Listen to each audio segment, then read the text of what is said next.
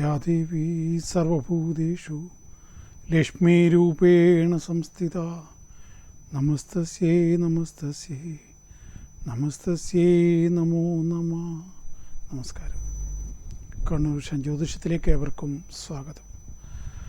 നമ്മുടെ പുതിയ അധ്യായം ആരംഭിക്കുകയാണ്. ഞാൻ കഴിഞ്ഞ 2 അധ്യായങ്ങളിലായിട്ട് പറഞ്ഞു വരുന്നത് ദേവിയെക്കുറിച്ചാണ്. പ്രത്യേകിച്ചിട്ടും ദേവി ആരാധനയുടെ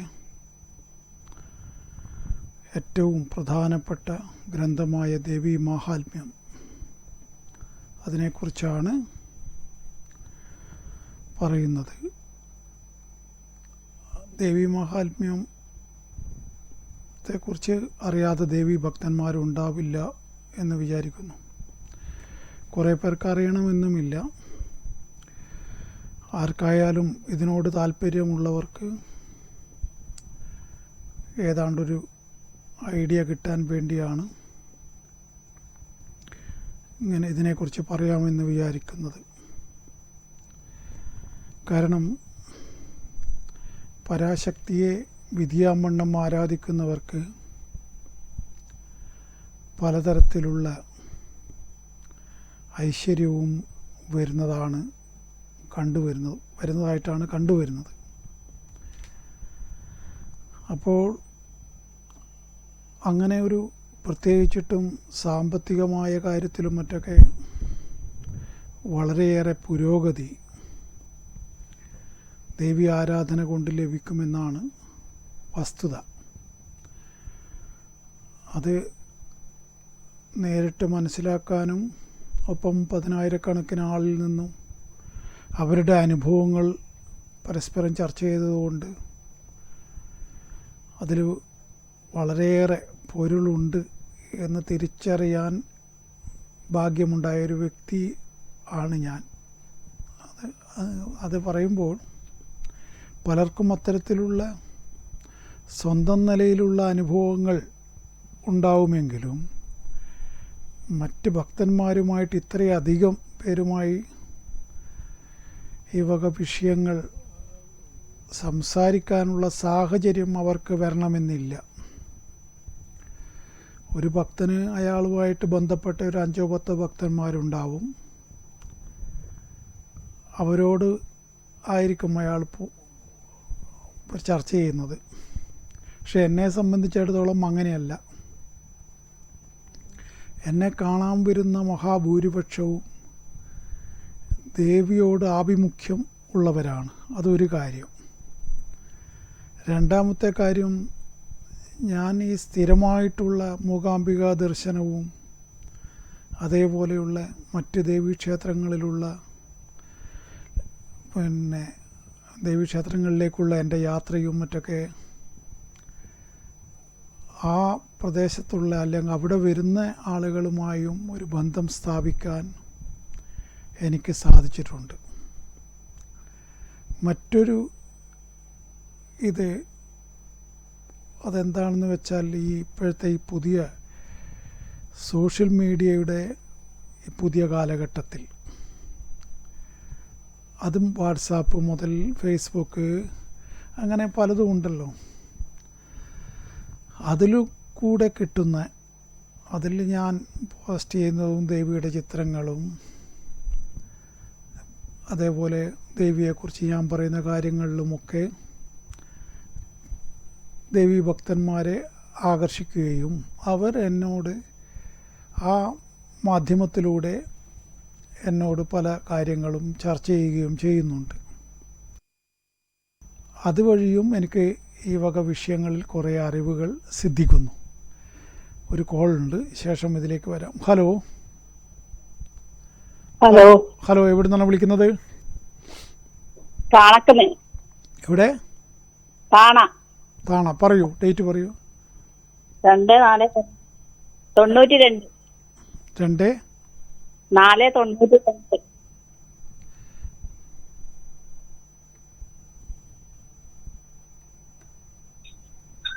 സമയം പറയൂ.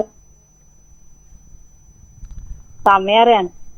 ഓ സമയം നല്ല സമയം. അല്ല, സമയം പറയൂ. 2492. ഏതാണ് സമയം? 10:40 രാവിലെ. ആരുടേതാണ്? മോളതാണ്.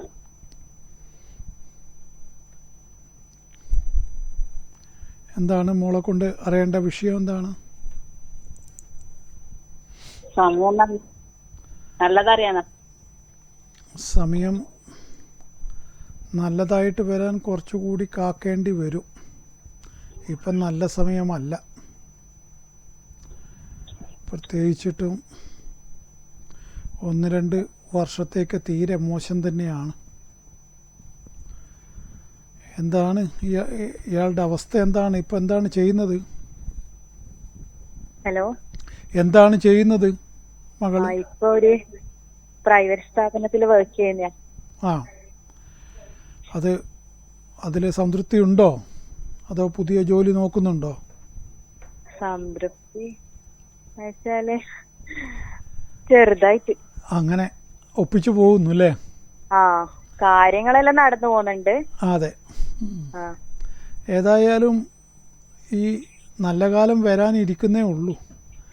അത് ശരിയായ രൂപത്തിലേക്ക് വരണമെങ്കിൽ കുറച്ച് വൈകും.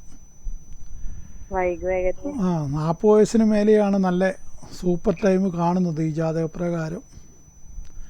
തീർച്ചയായിട്ടും രക്ഷപ്പെടുന്നവളുടെ ജാതകം തന്നെയാണ്. പക്ഷേ ഈ 40 വയസ്സ് വരെയുള്ള എല്ലാ അനുഭവങ്ങളും അത്ര വലിയ, ഇങ്ങനെ അങ്ങ് പോകും കാര്യങ്ങൾ. ഒന്നിനും വിഷമിച്ചു പോകുന്നില്ല. പക്ഷേ ഒരു പൂർണ്ണമായ എപ്പോഴും ഒരു അലട്ടും ടെൻഷനും ഒക്കെ ഉണ്ടാവും. അതും ഒരു മനസ്സമാധാനമില്ലാത്തൊരവസ്ഥയുണ്ടാവും. അതും ഈ ജാതകപ്രകാരം എടുത്തു പറയേണ്ട കാര്യമാണ്. ഞാൻ പറയുന്നത് മനസ്സിലാവുന്നുണ്ടോ? കാര്യങ്ങളെല്ലാം നടന്നു പോകുന്നുണ്ട്. അതെ. പക്ഷേ എന്തെല്ലോ ഒരു തടസ്സങ്ങളൊക്കെ സ്വാഭാവികം മാത്രം. അതിലുപരിയായിട്ട് ഈ ഉറക്കമൊക്കെ നന്നായിട്ടുണ്ടോ? അല്ല, ഇപ്പം ആർക്കും വലിയ ഉറക്കമില്ല ഈ ചൂട് കൊണ്ട്. അതല്ലാതെ ഉറക്കമെല്ലാം കിട്ടുന്നുണ്ടോ?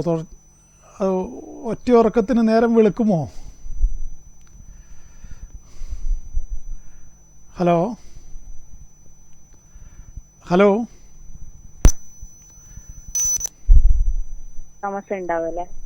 ഞാൻ പറയുന്നത് കേൾക്കുന്നില്ലേ? ക്ലാരിറ്റി കുറവാണോ? എന്താണത്? ഞാൻ ചോദിച്ചത് നിങ്ങൾക്ക് നന്നായിട്ട് ഉറങ്ങാൻ കഴിയുന്നുണ്ടോ എന്നാണ് ഞാൻ ചോദിച്ചത്. ഉറക്കം നല്ലോണം കിട്ടുന്നുണ്ടോ എന്ന്. അതൊരു വലിയ പ്രധാനമുള്ള കാര്യമാണ്. അത് കിട്ടുന്നുണ്ടോ? കുഴപ്പമൊന്നുമില്ല. ഓക്കെ, ഭാഗ്യവതി. അല്ല, ഉറക്കമാണ് വലിയൊരു വിഷയമാണ്. ഭക്ഷണം പോലെ തന്നെ പ്രധാനമാണ് നിദ്ര. അതുകൊണ്ട് ചോദിച്ചതാ. ജാതകപ്രകാരം നിദ്രക്ക് തടസ്സം വരാനുള്ള യോഗമുള്ളവളാണ്. അതുകൊണ്ടാണ് ഞാൻ ചോദിക്കുന്നത്. അത് കിട്ടുന്നുണ്ടെങ്കിൽ വലിയ ഭാഗ്യം തന്നെയാണ്. അപ്പോൾ ആ ചോദ്യത്തിൻ്റെ അർത്ഥം കേൾക്കുന്നവർക്ക് മനസ്സിലാവും. എല്ലാവർക്കും ഒന്നും നന്നായിട്ട് ഉറങ്ങാൻ കഴിയില്ല. അത് നിങ്ങൾക്കറിയായിട്ടാണ്. നിങ്ങൾക്ക് ഉറക്കം കിട്ടുന്നുണ്ടെങ്കിൽ അത് മഹാഭാഗ്യമായിട്ടാണ് ഞാനിവിടെ കാണുന്നത്. അത് ഏതായാലും അങ്ങനെയാണെങ്കിൽ വലിയ കുഴപ്പമില്ലാണ്ട് ഇപ്പം കാര്യങ്ങൾ പോകുന്നുണ്ട്. പക്ഷെ സമയത്തിൻ്റെ ആനുകൂല്യമില്ല. ഏഴരശനിയുടെ ദോഷമുള്ള സമയമാണ്. കേതുദശയിൽ ഇപ്പം നടക്കുന്നത് ആയുത്തിൻ്റെ അപഹാരമാണ്. 2 വീലറൊക്കെ ഉപയോഗിക്കുന്നുണ്ടെങ്കിൽ വളരെ ശ്രദ്ധിച്ചിട്ട് കൈകാര്യം ചെയ്യണം. പോകാനും വരാനൊക്കെ അത് എടുക്കാതിരിക്കാനും ആവില്ലല്ലോ. വളരെ ശ്രദ്ധിച്ചിട്ട് കൈകാര്യം ചെയ്യുക. പ്രത്യേകിച്ച് 7-ാം മാസം വരെ ഇപ്പം മഴ തുടങ്ങുമ്പോഴൊക്കെ വളരെ ശ്രദ്ധിക്കണം.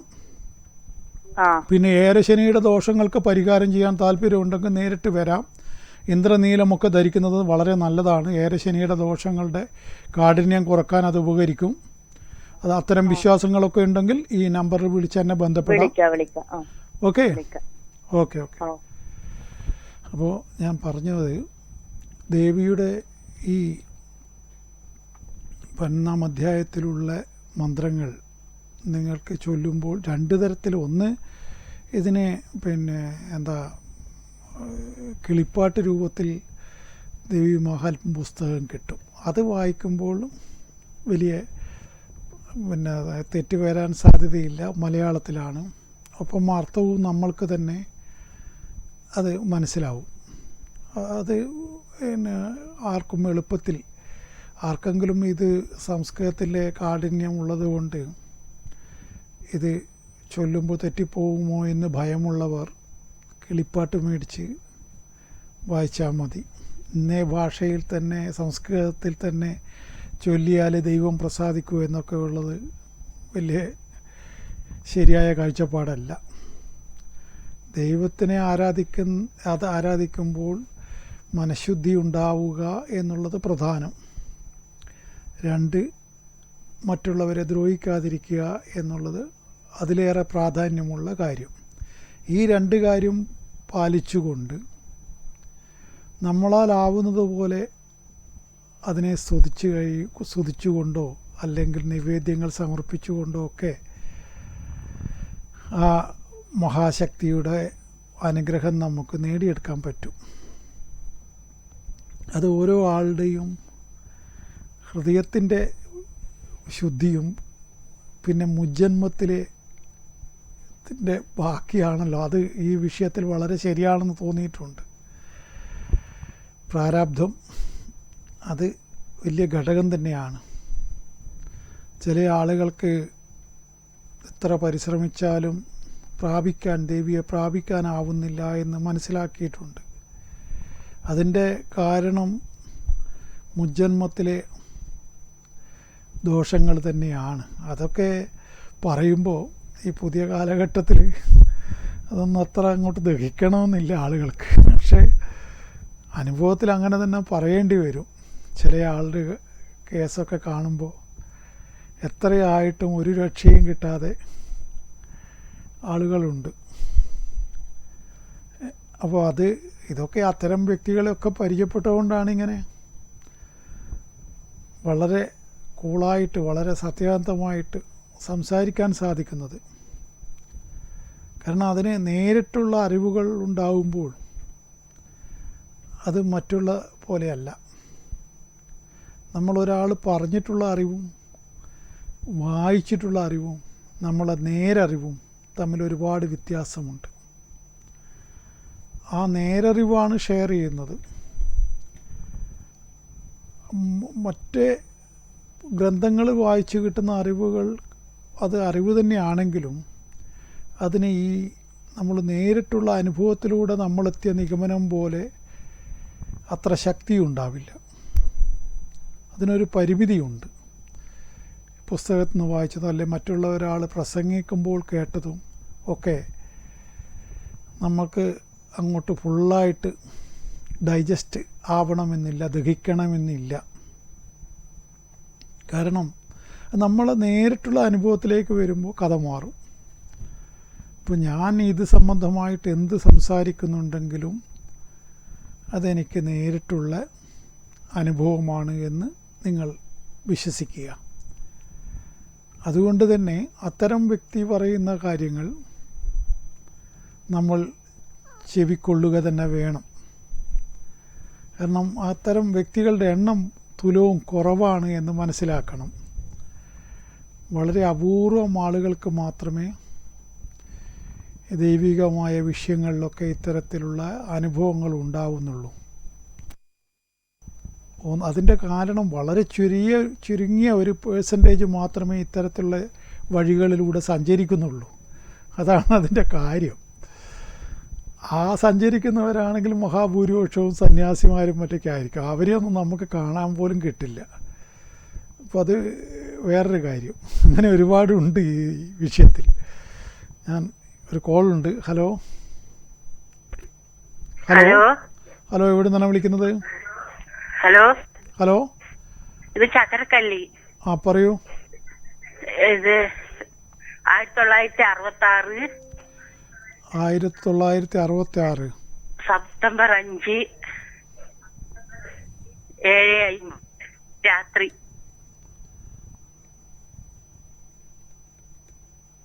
ഭരണി നക്ഷത്ര. സെപ്റ്റംബർ 5 7/5. ആ 7:50. 7:50. ഓക്കെ. ഭരണി നക്ഷത്ര നിങ്ങളുടെ തന്നെയാണോ? ഓ ആ അതെ.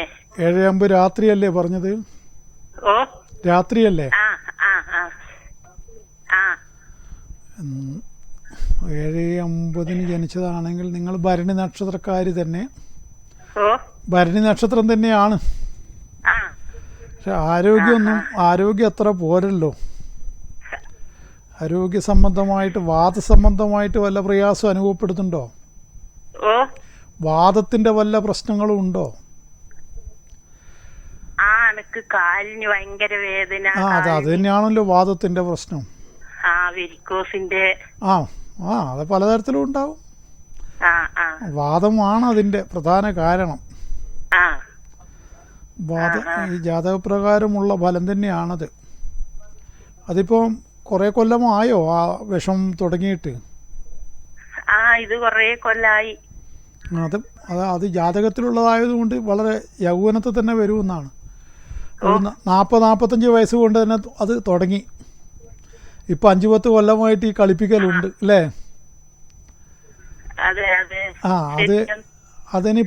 അതിനെ ശ്രദ്ധിച്ച് കൈകാര്യം ചെയ്യണം. അല്ലെങ്കിൽ 33 ശേഷം കാര്യങ്ങൾ കൂടുതൽ മോശമായി പോകും. അതായത് ഇനി 8-9 കൊല്ലം കഴിഞ്ഞാലാണ് ശനി തുടങ്ങുക. അന്നേരമാണ് നിങ്ങൾക്ക് വലിയ പ്രയാസങ്ങൾ വരിക. അപ്പോൾ അതിനു മുമ്പേ നന്നായിട്ട് ചികിത്സിച്ചിട്ടും മറ്റൊക്കെ ഇപ്പോൾ തന്നെ അതിനെ വേണ്ട രൂപത്തിൽ പിന്നെ ആ ദോഷങ്ങളെ നിങ്ങൾ പരിഹരിച്ച് വരണം.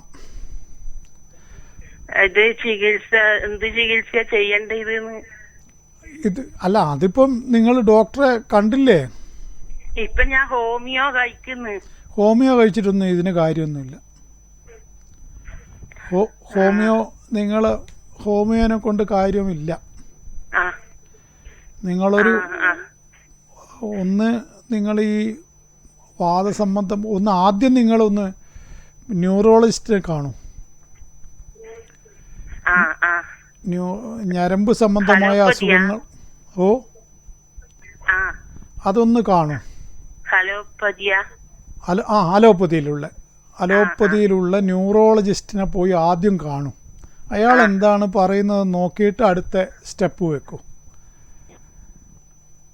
അതെ, മിംസിലും മറ്റൊക്കെ നല്ല ഡോക്ടർമാരുണ്ട്. മിംസ് ഹോസ്പിറ്റലില്ലേ, അവിടെയൊക്കെ നല്ല ഡോക്ടർമാരുണ്ട്. ചാലയിലുള്ള അപ്പോൾ അവിടെ പോയിട്ട് ഒന്ന് ന്യൂറോളജിസ്റ്റിനെ ഒന്ന് കാണും. എന്നിട്ട് നിങ്ങൾ അവരെന്താണ് പറയുന്നത് ആദ്യം ശ്രദ്ധിക്കൂ. എന്നിട്ട് മോഡേൺ മെഡിസിനിലേക്ക് തന്നെ മാറിക്കോളൂ. പിന്നെ ഇതൊന്നും ഹോമിയോ കൊണ്ടൊന്നും ഇതിൻ്റെ അകത്തുനിന്ന് നിങ്ങൾക്ക് രക്ഷപ്പെടാൻ പറ്റില്ല. കാരണം നിങ്ങൾക്ക് ഇപ്പോൾ ഏരശനി അടുത്ത് തന്നെ തുടങ്ങുന്നുണ്ട്. അത് കഴിഞ്ഞാൽ ഇപ്പോഴ് ഏരശനി തുടങ്ങുന്നുണ്ട്,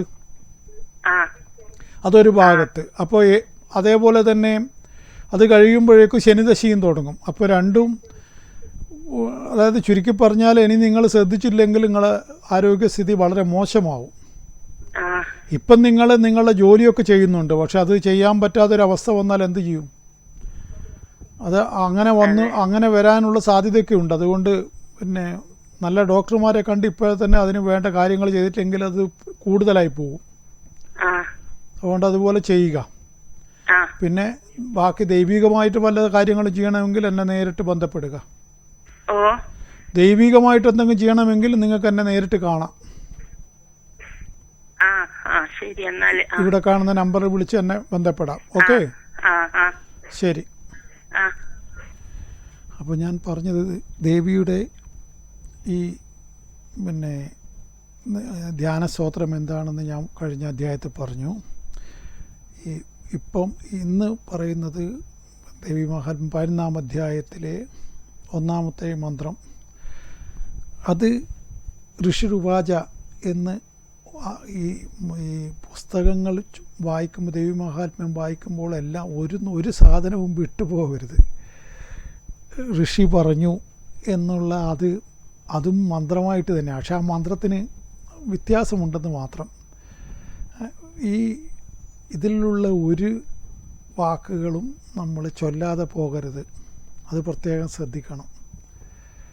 ദേവ്യാഹതേതത്ര മഹാസുരേന്ദ്രേ സേന്ദ്രാസുരാവന്യപുരോഗമസ്താം കാത്യായിനീം തുഷ്ടുപരിഷ്ടലാഭാത് വികാശിവക്ത്രപ്ച വികാസിതാശ. ഇതാണ് 1-ാമത്തെ മന്ത്രം. വളരെ ശ്രദ്ധിച്ച് അതിൻ്റെ ശ്രദ്ധിക്കുക. ദിവ്യാഹതേ തത്ര മഹാസുരേന്ദ്രേ സേന്ദ്രാസുരാവന്യ പുരോഗമാസ്താം കാത്യായിനീം തുഷ്ടുപരിഷ്ടലാഭാത് വികാസി വക്ത്രബ്ജ വികാസിതാശ. അതായത് ദേവി ശുംഭൻ എന്നുള്ള ഒരു അസുരനുണ്ടായിരുന്നു. ആ അസുരനെ ദേവി വധിച്ചു. ഇതിൽ മൊത്തം ഈ ഹിംസ തന്നെയാണ്. അത് നമ്മളുടെ പുരാണത്തിലെല്ലാം ഭാഗവതത്തിലായിക്കോട്ടെ, പിന്നെ മഹാഭാരതത്തിലാവട്ടെ, അല്ലെങ്കിൽ എവിടെ നോക്കിയാലും ഈ കൊല്ലലൊരു വല്ലാത്ത സംഗതിയാണ്. കൊന്നുകളയുക എന്നുള്ളത്, അത് ആസുരീയ ശക്തികളെ കൊന്നൊടുക്കുക, അത് ശരിയായൊരു ഏർപ്പാടാണോ എന്ന് ചോദിച്ചു കഴിഞ്ഞാൽ അത് ഈ പുതിയ കാലഘട്ടത്തിൽ ചിന്തിക്കുമ്പോൾ അതിനൊക്കെ പലതരത്തിലും വരും. പക്ഷെ നമ്മളതിനെ സിംബോളിക്കായിട്ടും കണ്ടാൽ മതി. ഇവിടെ മനുഷ്യനെ, നമ്മളെ ആസുരികമായ നമ്മളുടെ വാസനകളെ, ഇപ്പം ഷഡ്വൈരികൾ എന്ന് പറയുന്നത് എന്താണ്? കാമക്രോധ സദാലോഭ, പ്രധാനമായിട്ടും കാമവും ക്രോധവും ലോഭവും അല്ലേ. അത് കഴിഞ്ഞാൽ പിന്നെ മതമാത്സര്യം, ഇതൊക്കെ ശത്രുക്കളാണ്. അതാണ് ഈ പിന്നെ ഈ ഏറ്റവും വലിയ അനുഗ്രഹിക്കുന്നൊരു മന്ത്രമുണ്ട്. സ്വസ്തിസ്തുതേ കുശലമസ്തു ചിരായുരസ്തു ഗോതന്തിവാജി ധനധന്യ സമൃദ്ധിരസ്തു ഐശ്വര്യമസ്തു വിജയോസ്തു രിപുക്ഷയോസ്തു സന്താനമസ്തു സതതം ഹരിഭക്തിരസ്തു. ഈ ഏറ്റവും ഭയങ്കരമായിട്ട് ഈ പിന്നെ പിറന്നാൾ ദിവസവും മറ്റൊക്കെ കുട്ടികളുടെ തലയിൽ കൈവച്ചും മറ്റൊക്കെ ചൊല്ലേണ്ട മന്ത്രമാണത്. അതേപോലെ ഈ പിന്നെ കല്യാണം കഴിഞ്ഞ ഉടനെ പിന്നെ ദമ്പതികളെ അനുഗ്രഹിക്കാനൊക്കെ ആചാര്യന്മാർ ഈ മന്ത്രം ചൊല്ലും. അപ്പോൾ സ്വസ്തിസ്ഥിതേ കുശലമസ്തു ചിരായുരസ്തു, നിനക്ക് വളരെയേറെ സ്വസ്തി നേരുന്നു, നല്ല സന്തോഷം ഉണ്ടാവട്ടെ, ചിരായുരസ്തു ധാരാളം കാലം ജീവിക്കട്ടെ, ഗോതന്തിവാജി ധനധന്യ സമൃദ്ധിരസ്തു, പശുവും ആനയും കുതിരയുമൊക്കെ നിൻ്റെ ഭവനത്തിലുണ്ടാവട്ടെ. ഇപ്പോഴത്തെ കാലത്ത് കാറും മോട്ടോർ സൈക്കിളെന്നൊക്കെ പറയാം, അന്ന് പണ്ടത്തെ കാലല്ലേ, അന്ന് ഈ മോട്ടോർ സൈക്കിളൊന്നും ആർക്കും ഇല്ലല്ലോ. അപ്പോൾ അത് പറഞ്ഞു തരാം. ഒരു കോൾ ഉണ്ട്. ഹലോ ഹലോ ഹലോ ഹലോ, എവിടെ നിന്നാണ് വിളിക്കുന്നത്? പയ്യന്നൂർ. പറയൂ, ഡേറ്റ് പറയൂ. അത് മോൻ്റെ അറിയാൻ വേണ്ടിയിട്ടാണ്. ഓക്കെ, പറഞ്ഞോളൂ. ജൂലൈ 14, 2010.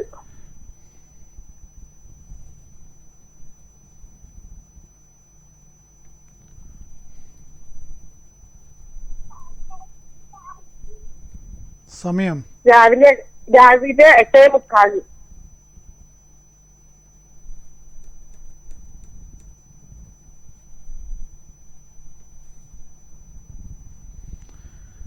ആയില്യം.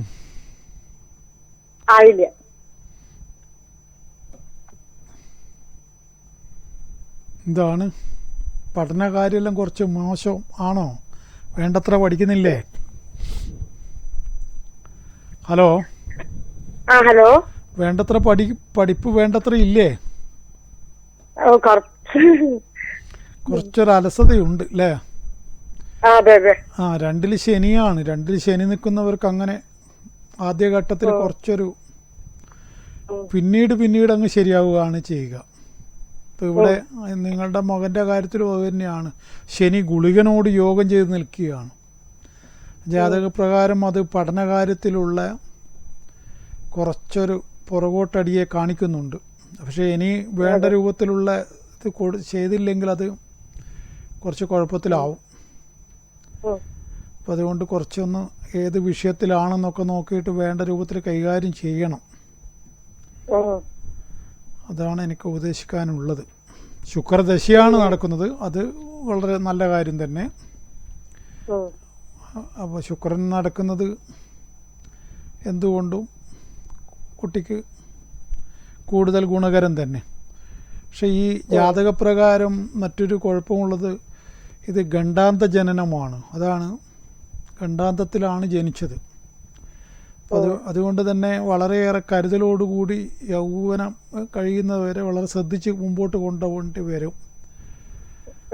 അതിന് പ്രത്യേകം ഒന്ന് മനസ്സിലാക്കേണ്ട ഒരു വിഷയമാണ് ഈ ഗണ്ഡാന്ത ദോഷം. ആള് പറഞ്ഞാലൊക്കെ കേൾക്കുന്നുണ്ടോ, വല്ല അങ്ങനെ പിന്നെ ഒരു ഇതുണ്ടോ, ധിക്കാരപരമായ സമീപനമുണ്ടോ?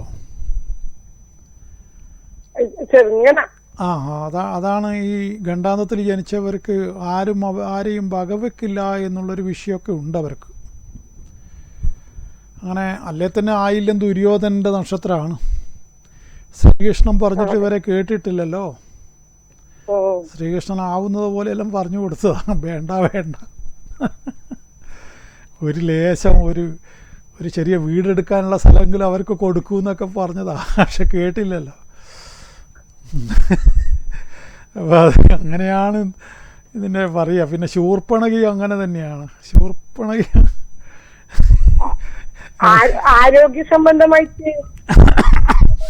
ആരോഗ്യ സംബന്ധമായിട്ടും പ്രശ്നങ്ങൾ ഉണ്ടാവും. ലഗ്നത്തിൽ ചൊവ്വ നിൽക്കുന്നുണ്ട്, ഒരു മെലിഞ്ഞ പ്രകൃതം ഉണ്ടാവാം. പിന്നെ വേണ്ടത്ര ഒരു പുഷ്ടിയില്ലാതെ ശരീരപ്രകൃതിയും ഉണ്ടാവാം. അതൊക്കെ ജാതകപ്രകാരം അതും ശ്രദ്ധിക്കണം. അതൊക്കെ ഈ ജാതകത്തിലെ കുഴപ്പങ്ങളാണ്. ഏതായാലും ശ്രദ്ധിച്ച് മുമ്പോട്ട് കൊണ്ടുപോവുക. എന്തെങ്കിലും നേരിട്ട് മനസ്സിലാക്കണമെങ്കിൽ എന്നെ വിളിച്ച് ബന്ധപ്പെടുക. ഓക്കെ. അപ്പോൾ ഞാൻ പറഞ്ഞു വന്നത്, ഈ സ്വസ്തിസ്തുതേ കുശലമസ്തു ചിരായുരസ്തു ഗോദന്തിവാജി ധനധാന്യ സമൃദ്ധിരസ്തു. പശുവും ആനയും ഇതൊക്കെ നിൻ്റെ വീട്ടിൽ, കാറും മോട്ടോർ ബൈക്കൊക്കെ നിനക്കുണ്ടാവട്ടെ. പശു ഇപ്പോഴും പോറ്റുന്നവരുണ്ട്. പശു ഏറ്റവും എന്താണ് പറയുക, ഇത്രയും നല്ലൊരു മുഖം വേറെ ഇല്ലല്ലോ. അപ്പോൾ ആ പശുവിനെ പോറ്റുന്നതും നല്ലത് തന്നെയാണ്. പക്ഷേ എല്ലാവർക്കും ആഗ്രഹം ഉണ്ടായാലും നടക്കുന്ന കാര്യമല്ലല്ലോ. പിന്നെ ഗോവിന്ദിവായി ധനവും ധാന്യങ്ങളും സമൃദ്ധിയായിട്ടുണ്ടാവട്ടെ. ഐശ്വര്യമസ്തു, ഐശ്വര്യം ഉണ്ടാവട്ടെ. വിജയോസ്തു, വിജയം വരിക്കട്ടെ എല്ലാ കാര്യങ്ങളിലും. രിപുക്ഷയോസ്തു, നിൻ്റെ ശത്രുക്കൾ നശിച്ചു പോകട്ടെ. അതാണ് ഈ രിപു പുറത്തല്ല അകത്താണെന്നാണ് പറയുക.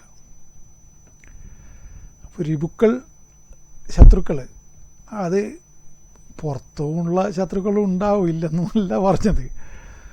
പക്ഷേ ഇവിടെ മഹർഷി ഉദ്ദേശിക്കുന്ന രിപുക്കൾ ഞാൻ നേരത്തെ പറഞ്ഞ പോലെ മതമാത്സര്യാദി ചിന്തകളാണ്. അത് പിന്നെ ഇല്ലാതായി പോകട്ടെ എന്നാണ് ഉദ്ദേശിക്കുന്നത്. സന്താനമസ്തു, സന്താനങ്ങളും വേണമല്ലോ. സന്താനങ്ങൾ ജനിക്കാത്ത മനുഷ്യൻ അയാൾ അനുഭവിക്കുന്ന വിഷമം അയാൾക്ക് മാത്രമേ അറിയുള്ളൂ, അതാണായാലും പെണ്ണായാലും.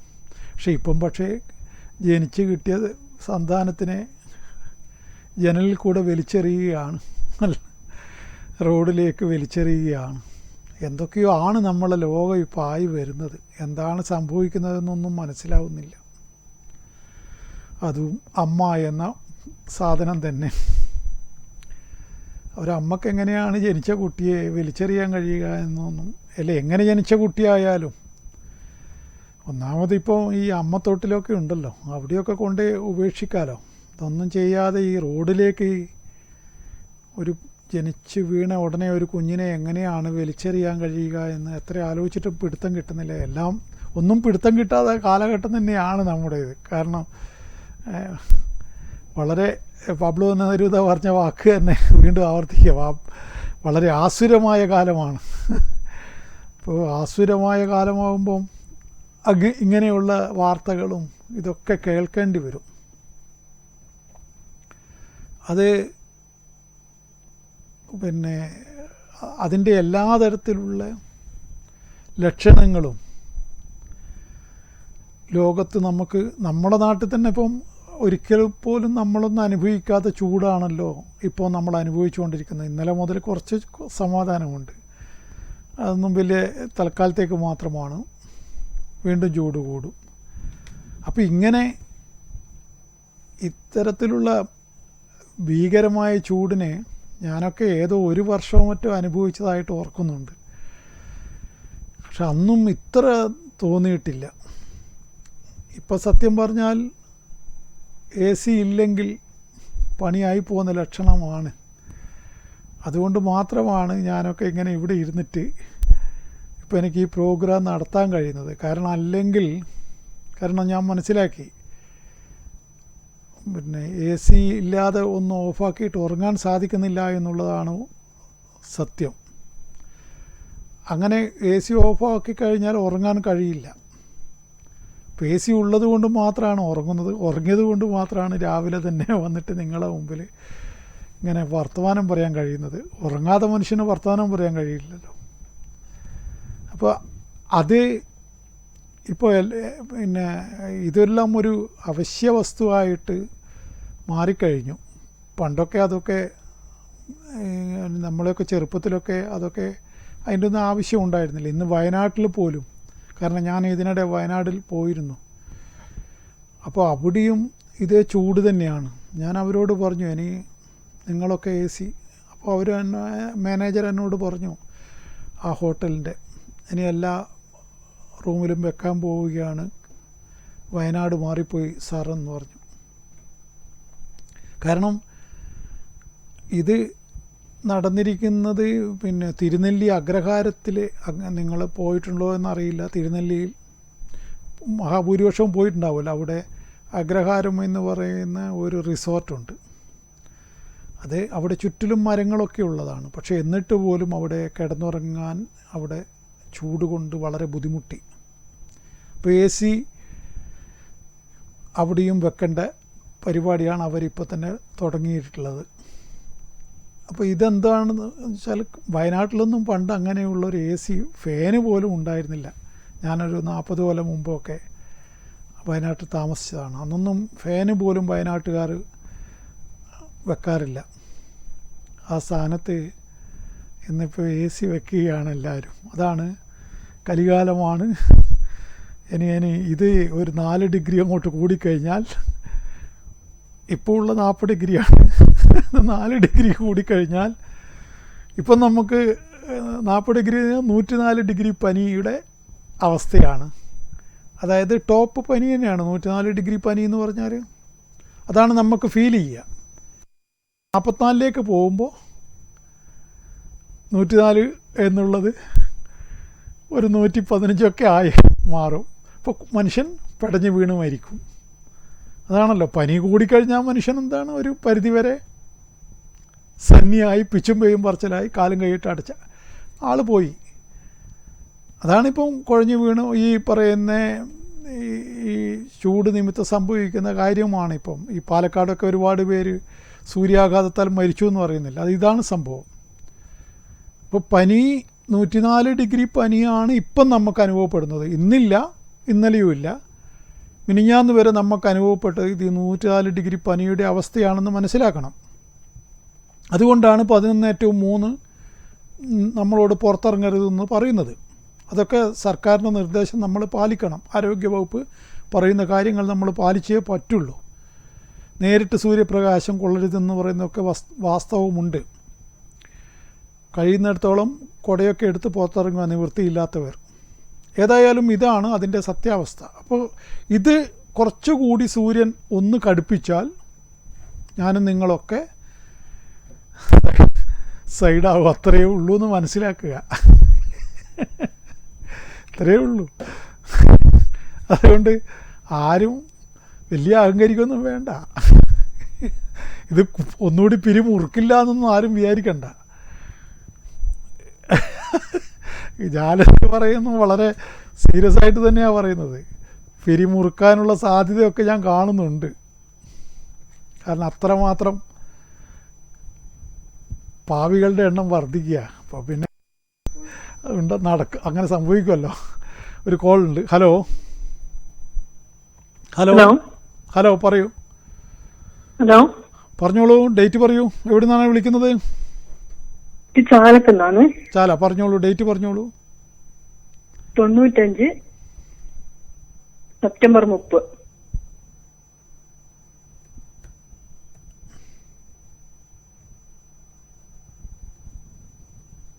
ഉച്ചക്ക്. സമയം ഹലോ, പറയൂ, സമയം ഉച്ചക്ക് 12:35.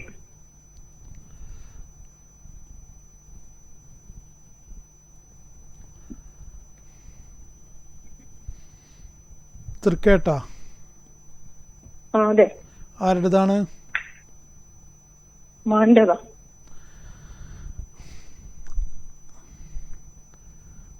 മകനിപ്പോൾ എവിടെയാണ് ഉള്ളത്?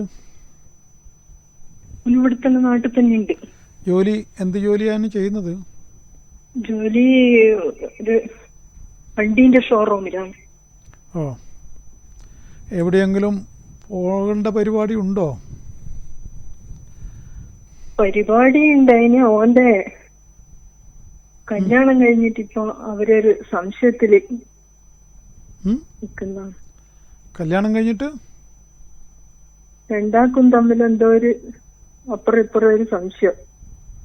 അതെന്ത് സംശയം? അറിയില്ല. പ്രേമിച്ച് കഴിച്ചതാണോ? ഓ, പ്രേമിച്ച് കഴിച്ചതാണോ? അതെ അതെ. കല്യാണം കഴിയുമ്പോൾ പ്രേമം തീർന്നു. പണ്ടാരോ കല്യാണം കഴിഞ്ഞപ്പോൾ പ്രേമം മരിച്ചു, കാക്ക മരിക്കുന്നതും പ്രേമം മരിക്കുന്നതും ആരും അറിയില്ലെന്ന്. അങ്ങനെയാ പറയാ. കാക്ക മരിക്കുന്നതും പ്രേമം മരിക്കുന്നതും ആരും അറിയില്ല എന്ന് പറയും. അപ്പോൾ ഇവിടെ പ്രേമം മരിച്ചുപോയി കല്യാണം കഴിഞ്ഞപ്പോൾ. അതാണ് സംഭവം. അപ്പോൾ ഇവനെ പക്ഷെ ഇപ്പം ഒരു വളർച്ചയുടെ സമയമാണ്. അത് ആകെ കുളത്തിലാവുമോ എന്നാണ്. ഈ ജൂണിന് ശേഷം അവൻ രക്ഷപ്പെടേണ്ട സമയമാണ്. ഓ, ജൂൺ മാസത്തിന് ശേഷം അവന് നല്ല ഉയർച്ച വരേണ്ട കാലഘട്ടമാണ്. അപ്പോൾ ഇതെല്ലാം കൂടി നശിപ്പിക്കുമോ എന്നറിയില്ല. ഈ കല്യാണവും കാര്യങ്ങളൊക്കെ ആയിട്ട് അതൊക്കെ മനസ്സമാധാനം ഇല്ലാണ്ടായി. ഇപ്പം രണ്ടുപേരും പിന്നെ ഒന്നിച്ച് തന്നെ അല്ലേ, അതോ പിരിഞ്ഞോ? പിരിഞ്ഞിട്ടൊന്നുമില്ല. ഓളോളെ വീട്ടിലാ ഉള്ളത്. ആ, അല്ല അതന്നെ ഞാൻ ചോദിച്ചത്. രണ്ട് സ്ഥലത്താണോന്ന് ഞാൻ ചോദിച്ചത്. അതെ അതെ. അപ്പോൾ അത് മനസ്സമാധാനക്കേടും ഒരു ആകെ കൂടി ഒരു ഇതല്ലേ. അവനിപ്പോൾ ജൂൺ മാസത്തിന് ശേഷം അവൻ്റെ നല്ല സമയം വരികയാണ്. ജോലി സംബന്ധമായിട്ട് അവന് വിദേശത്ത് പോകാനും അല്ലെങ്കിൽ ഉയർച്ച വരാനൊക്കെ ഉള്ള സമയമാണ്. എന്താണ് അവർ തമ്മിലുള്ള പ്രശ്നമെന്ന് അവരോട് എന്താണെന്നൊന്നും അറിയില്ല. അല്ല, അമ്മ എന്നുള്ള രൂപത്തിൽ നിങ്ങൾ ഇടപെട്ട് ചോദിച്ചില്ലേ അത് എന്താണ് കാര്യം? അല്ല സാർ, ചോദിച്ചിനി. ഓ, പിന്നെ എന്താ? കാര്യമായിട്ടൊന്നുമില്ല. അവര് മെസ്സേജ് അയക്കുന്നുണ്ട്, നമ്മൾ പോകുന്നുണ്ട്, വരുന്നുണ്ട്, മെസ്സേജ് ഒക്കെ അയക്കുന്നുണ്ട് അല്ലേ. അപ്പോൾ പ്രേമം പൂർണ്ണമായിട്ട് മരിച്ചിട്ടില്ല.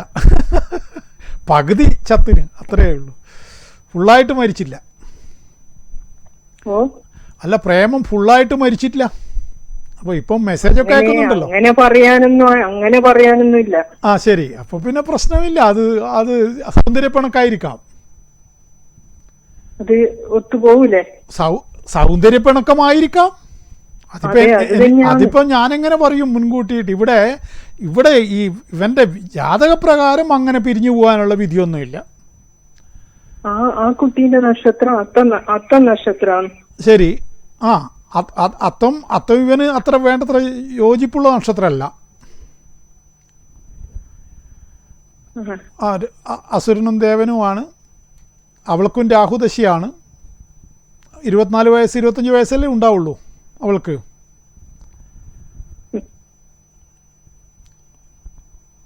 അവൾക്കൊരു 25-26 വയസ്സല്ലേ ഉള്ളൂ. അവൾക്ക് 26 അത്രയല്ലേ ഉണ്ടാവും. 25 വയസ്സ്. അപ്പോൾ പിന്നെ അവൾക്ക് രാഹുദശ നടക്കുന്ന സമയമാണ്. രാഹു നേർബുദ്ധി തെളിയില്ലെന്നാണ്. അതായത് ബുദ്ധിക്ക് അബദ്ധസഞ്ചാരം നടത്തും. നല്ലതും കെട്ടതും ഏതും തിരിയാതൊരു അവസ്ഥ ഈ രാഹുദശ നടക്കുന്ന കാലത്ത് ഉണ്ടാവും. അപ്പോൾ അത് ഇവനാണ് മുൻകൈ എടുത്തിട്ട് അവളെയും കൂടി ശരിയാക്കി കൊണ്ടുവരേണ്ടത്. കാരണം എന്ന് പറഞ്ഞാൽ ഇവൻ്റെ ജാതകപ്രകാരം ഇവന് വലിയ ഉയർച്ചയുള്ളൊരു ജാതകമാണ്. അപ്പോൾ അത് ഇങ്ങനെ വിവാഹ സംബന്ധമായിട്ട് പ്രയാസങ്ങൾ വന്നാൽ ആ ഉയർച്ചക്ക് തടസ്സമായി പോവും. ഇപ്പോൾ ഇവൻ നന്നാവേണ്ട സമയമാണ്. അപ്പോൾ ഇവൻ തന്നെ മുൻകൈ എടുത്തിട്ട് അതിനു വേണ്ടി പ്രവർത്തിക്കാൻ പറയൂ. എന്നിട്ട് വേണമെങ്കിൽ നിങ്ങൾക്ക് നേരിട്ട് വന്ന് അവരോട് സംസാരിക്കണമെങ്കിൽ സംസാരിക്കാം. നിങ്ങൾ ഈ പറഞ്ഞ പോലെ ചെറിയ വിഷയമാണെങ്കിൽ നമുക്ക് സംസാരിച്ച് നോക്കാം. എന്താണ് ചിലപ്പോൾ ഒരു ആരും അറിയാതെ ഒരു മൂന്നാമതൊരാളോട് ചിലപ്പോൾ അവർ ഹൃദയം തുറന്നെങ്കിൽ ഞാൻ അതിൽ ഇടപെട്ട് സംസാരിക്കാം. നിങ്ങൾ കൂട്ടി വരൂ, എന്താണ് വിഷയം എന്നുള്ളത് ചോദിക്കാമല്ലോ നമുക്ക്. അത് ആരും മറ്റുള്ളവരൊന്നും ഇപ്പോൾ ആരുടെ കാര്യത്തിൽ ഇടപെടില്ലല്ലോ. ചിലപ്പോൾ ചെറിയ നിസ്സാര കാര്യമായിരിക്കും. അത് നമ്മളെപ്പോലെ സീനിയേഴ്സ് ഒന്ന് പറഞ്ഞു കൊടുത്താൽ ചിലപ്പോൾ ശരിയായി പോവും. അതൊന്നും ഇപ്പൊ ഞാൻ പറയുന്നത്, ഇപ്പൊ ആ പെൺകുട്ടിക്ക് വളരെ സമയം മോശമല്ലേ. അപ്പൊ അവളുടെ ഈ സമയം മോശത്തിന് അവൾക്ക് ഇത് മതിയാക്കണമെന്നുള്ള ഒരു വർത്തമാനങ്ങളൊക്കെ വരുന്നുണ്ടെങ്കിൽ അത് സൂക്ഷിക്കണം. ഇപ്പം പെൺകുട്ടികൾക്കാണല്ലോ ഡൈവേഴ്സിന് വേഗത്തിൽ പറയുന്നത് ആള്. പെൺകുട്ടികളാണ് ഡൈവേഴ്സിനെ പറ്റി ഇപ്പം പറയുന്നത്. അവൾക്ക് പിന്നെ പണ്ടത്തെ പെണ്ണല്ല ഇപ്പോൾ ഉള്ള പെൺകുട്ടികൾ. അവർക്ക് ഇപ്പം ഭർത്താവ് വേണമെന്ന് നിർബന്ധമൊന്നുമില്ല. അത് ഇപ്പോഴത്തെ പെൺകുട്ടികളുടെ ഒരു പ്രത്യേകതയാണ്. അത് കാലഘട്ടത്തിൻ്റെ മാറ്റമാണ്. അതൊരു പെൺകുട്ടി എന്നുള്ള രൂപത്തിൽ മാത്രമല്ല ഞാൻ പറയുന്നത്, ഈ കുട്ടീനെ കൊണ്ട് മാത്രമല്ല ഞാൻ പറയുന്നത്. പൊതുവേ പെൺകുട്ടികൾക്ക് ഇപ്പോൾ അങ്ങനെ വലിയ ഭർത്താവ് ഉണ്ടെങ്കിലേ ജീവിക്കാൻ പറ്റൂ എന്നുള്ള വിചാരമൊന്നും ഒരു പെൺകുട്ടിക്കും ഇല്ല. അതെ, അതാണ് ഞാൻ പറഞ്ഞത്. അപ്പോൾ നിങ്ങളെ കാലത്ത് അങ്ങനെയല്ലല്ലോ, നമ്മളെ ചെറുപ്പത്തിൽ അങ്ങനെയല്ലല്ലോ. പെൺകുട്ടികൾ അന്ന് എങ്ങനെയെങ്കിലും പിന്നെ അവർ തന്നെയാണ് മുൻകൈ എടുത്ത് എന്തെങ്കിലും പ്രശ്നങ്ങളൊക്കെ ഉണ്ടെങ്കിൽ പെൺകുട്ടികൾ തന്നെയാണ്. ഇന്നിപ്പം പെൺകുട്ടികളാണ് കുറച്ചുകൂടി സ്ട്രോങ്. അതൊരു പ്രത്യേക കാലഘട്ടത്തിൻ്റെ വ്യത്യാസമാണ്. അതിന് ഇപ്പോൾ ആർക്കും ഒന്നും ചെയ്യാൻ പറ്റില്ല. അതുകൊണ്ട് നിങ്ങളുടെ മകൻ ഒന്ന് പിന്നെ വേറൊരു തമാശ, ഇപ്പം പെൺകുട്ടികൾ കല്യാണം വിട്ടാലും അവർക്ക് വേഗം കല്യാണം കിട്ടും. ആണിനാണ് പെണ്ണിനെ കിട്ടാൻ വിഷമം. അതുകൊണ്ട് നിങ്ങളെ മകനോട് നിങ്ങൾ സംസാരിച്ചിട്ട് ഈ വിഷയം എങ്ങനെയെങ്കിലും രമ്യതയിൽ തീർക്കാൻ അവനോട് പറയുക. അതിന് നിങ്ങൾക്ക് വേണമെങ്കിൽ എന്നെ നേരിട്ട് ഈ നമ്പറിൽ വിളിച്ച് ബന്ധപ്പെടാം. ഓക്കെ, അതിന് വേണ്ട പരിഹാരം ചെയ്യണമെങ്കിൽ അങ്ങനെയും ചെയ്യാം. ഓക്കെ, നിങ്ങൾ ആലോചിച്ചിട്ട് എന്നെ ബന്ധപ്പെടും. ഓക്കെ, ശരി. അപ്പോൾ ഞാൻ പറഞ്ഞത് സന്താനമസ്തു സതതം ഹരിഭക്തിരസ്തു, അതാണ് അവസാനത്തെ വാക്കിൻ്റെ അർത്ഥം. ഹരിഭക്തി, അതായത് വിഷ്ണുവിങ്കിൽ അഗാധമായ ഭക്തിയും ഉണ്ടാവട്ടെ എന്നാണ്. ദൈവത്തെ ആരാധിക്കുകയും ദൈവത്തെ വിശ്വസിക്കുകയും ചെയ്യുന്നവർക്ക് തന്നെയാണ് സൗഭാഗ്യം എന്നുള്ള കാര്യത്തിൽ യാതൊരു സംശയവുമില്ല. അവർക്ക് തന്നെയാണ് മനസ്സമാധാനവും കിട്ടുന്നതും. അപ്പോൾ ഈ മഹർഷിമാർ ഉണ്ടാക്കിയ ഈ അനുഗ്രഹ സ്തോത്രം ഏറ്റവും പ്രധാനമാണ്. അത് ഞാൻ അപ്പോൾ അത് ഞാനിവിടെ പറയാൻ എന്താണ് ഇപ്പോഴുള്ള മനുഷ്യർക്ക് ഏതെങ്കിലും തരത്തിൽ അങ്ങനെ ഒരു ദൈവികമായ ചിന്തയോ അല്ലെങ്കിൽ അത്തരത്തിലുള്ള കാര്യങ്ങളിലുള്ള ഒരു താല്പര്യമോ ഒരു വിഭാഗത്തിന് വീണ്ടും കുറഞ്ഞു വരുന്നതായിട്ട് മനസ്സിലാക്കിയതുകൊണ്ടാണ് ഹരിഭക്തിയും കൂടി വേണം, എന്നാലേ മുമ്പോട്ട് പോകാൻ യാത്ര സുഗമമാവൂ എന്നാണ് ഞാൻ വിചാരിക്കുന്നത്. അത് ഞാൻ ഷെയർ ചെയ്തെന്ന് മാത്രം. ഈ മന്ത്രത്തിൻ്റെ അർത്ഥം വീണ്ടും പറയുന്നത്, മഹാ അസുരശ്രേഷ്ഠൻ ആയ ശുംഭൻ ദേവിയാൽ വധിക്കപ്പെട്ടപ്പോൾ ഇന്ദ്രനോട് കൂടിയവരും അഗ്നി മുമ്പിൽ ഗമിക്കുന്നവരുമായ ദേവന്മാർ അഭീഷ്ടസിദ്ധി മൂലം വികസിച്ച അവരുടെ മുഖതാമര കൊണ്ട് മുഖചന്ദ്രൻ്റെ പ്രകാശം കൊണ്ടും എന്ന അർത്ഥം ദിക്കുകളെ പ്രകാശിക്കുന്നവരായിട്ട് കാത്യായനി ദേവിയെ സ്തുതിച്ചു. അപ്പോൾ ദേവി ഈ അസുരനെ വധിച്ചപ്പോൾ ഇന്ദ്രൻ മുതലായ ദേവന്മാരെല്ലാം കാത്യായനി ദേവിയെ അവരുടെ ഈ ഒരു സന്തോഷം വരുമ്പോൾ നമ്മളെ മുഖത്തിനൊരു പ്രസന്നതയുണ്ടാകുമല്ലോ, ആ പ്രസന്നമായ മുഖഭാവത്താൽ ദേവിയെ സ്തുതിച്ചു എന്നാണ് ഈ മന്ത്രത്തിൻ്റെ അർത്ഥം. ദേവ്യാഹതേ തത്ര മഹാസുരേന്ദ്രേ സേന്ദ്രാസുരാവന്യ പുരോഗമസ്താം കാത്യായിനീം തുഷ്ടുപരിഷ്ടലാഭാത് വികാശിവക്തബ്ജ വികാസിതാശ. ഈ ഒന്നാമത്തെ മന്ത്രം, ഇതിലുള്ള ഓരോ ഇതും അതിൻ്റേതായ ഒന്നാമത് നമ്മൾ ഒരു 3-4 മന്ത്രം കഴിയുമ്പോഴാണ് ഏറ്റവും പ്രധാനപ്പെട്ട നാരായണീ സ്തുതി വരുന്നത്.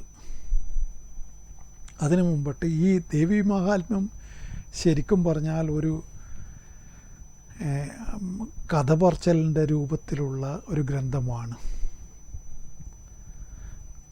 ആ പിന്നെ അത് വലിയ എന്താണ് പറയുക, വലിയ കഥയാണത്. ആ പിന്നെ കഥ അത് ആദ്യം മുതൽ തന്നെ പിന്നെ നമ്മൾ പിന്നെ തുടക്കം മുതൽ 1-ാം അധ്യായം മുതൽ തന്നെ അത് പഠിച്ചാൽ മാത്രമേ അതിൻ്റെ ശരിയായ കഥ നമുക്ക് മനസ്സിലാവുകയുള്ളൂ.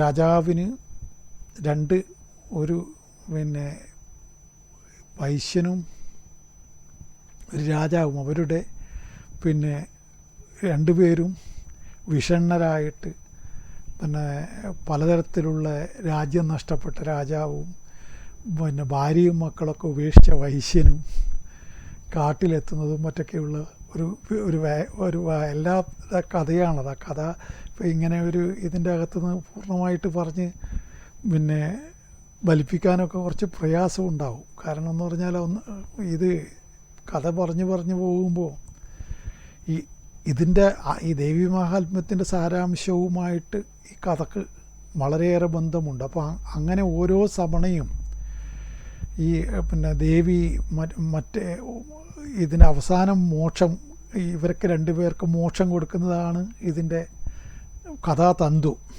അപ്പോൾ ഇവിടെ പിന്നെ നമ്മൾ 11-ാം അധ്യായം മാത്രം പറയുമ്പോൾ ഉണ്ടാകുന്നൊരു പ്രശ്നം അവിടെ ഉണ്ട്, പ്രതിസന്ധി. അതെന്താണെന്ന് പറഞ്ഞാൽ ഇതിലുള്ള മറ്റ് അധ്യായങ്ങളിൽ നിന്നും ഇത് നമ്മൾ ആരാധനയ്ക്ക് വേണ്ടി പിന്നെ ഉപയോഗിക്കുന്നത് കൊണ്ടാണ് ഇതിൻ്റെ അർത്ഥം മാത്രം പറയാമെന്ന് വെച്ചത്. മറ്റുള്ളതിൻ്റെയൊക്കെ മുഴുവൻ പറയുമ്പോഴേക്കും നമ്മൾ അത്രമാത്രം പിന്നെ കാലതാമസം വരും. അത് ഒരുപാട് പ്രയത്നമുള്ള പരിപാടിയാണ്.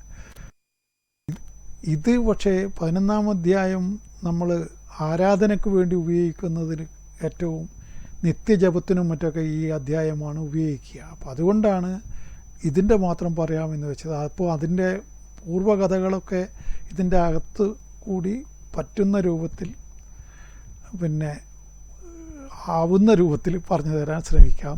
പക്ഷെ ഇതാണ് ഏറ്റവും പ്രധാനമായി ചൊല്ലേണ്ട അധ്യായം. അതുകൊണ്ടാണ് ഞാൻ ഇത് പറഞ്ഞു തരുന്നത്. ഇപ്പോൾ ഗ്രന്ഥങ്ങൾ വീട്ടിലുള്ളവർക്ക് ഞാനിത് പറയുമ്പോൾ അതെടുത്ത് വെച്ചിട്ട് എന്നെ ഫോളോ ചെയ്യുന്നതായിരിക്കും കൂടുതൽ ഗുണം. അങ്ങനെ ചെയ്താൽ അതിൻ്റെ ഗുണം കൂടും. അപ്പോൾ നിങ്ങൾക്ക് തന്നെ ഓരോ വരിയുടെയും അർത്ഥമൊക്കെ മനസ്സിലാവുമല്ലോ. വീണ്ടും ഇതിനെക്കുറിച്ച് നമുക്ക് തുടരാം. ഏതായാലും ഇന്ന് നമ്മുടെ സമയം ഇവിടെ തീരുകയാണ്. ജ്യോതിഷപരമായിട്ടുള്ള ഫലങ്ങൾ അറിയേണ്ടവർക്കും അതേപോലെ ജ്യോതിഷ സംബന്ധമായ പരിഹാരങ്ങൾ ആവശ്യമുള്ളവർക്കും നേരിട്ട് വന്ന് അല്ലെങ്കിൽ ബുക്ക് ചെയ്ത് നേരിട്ട് വരാം. ബുക്ക് ചെയ്തവർക്ക് മാത്രമേ ഇപ്പം പ്രവേശനം അനുവദിക്കുന്നുള്ളൂ. ഒപ്പം ഓൺലൈൻ ആയിട്ട് അറിയേണ്ടവർക്ക് ഗൂഗിൾ പേ വഴി ദക്ഷിണ അയച്ച് വാട്സാപ്പിൽ ഡേറ്റും ടൈമൊക്കെ അയച്ചു തന്നാൽ ഞാൻ ഫലം പറയുന്നതാണ്. അപ്പോൾ അത് ഏത് വേണമെങ്കിലും നിങ്ങൾക്ക് ചെയ്യാം. വിളിച്ച് ബുക്ക് ചെയ്തിട്ട് മാത്രം വരാൻ ശ്രദ്ധിക്കുക. ഏതിനും ഇന്നത്തെ എൻ്റെ പരിപാടി കണ്ട നിങ്ങൾക്ക് നന്ദി പറയുന്നു. നമസ്കാരം.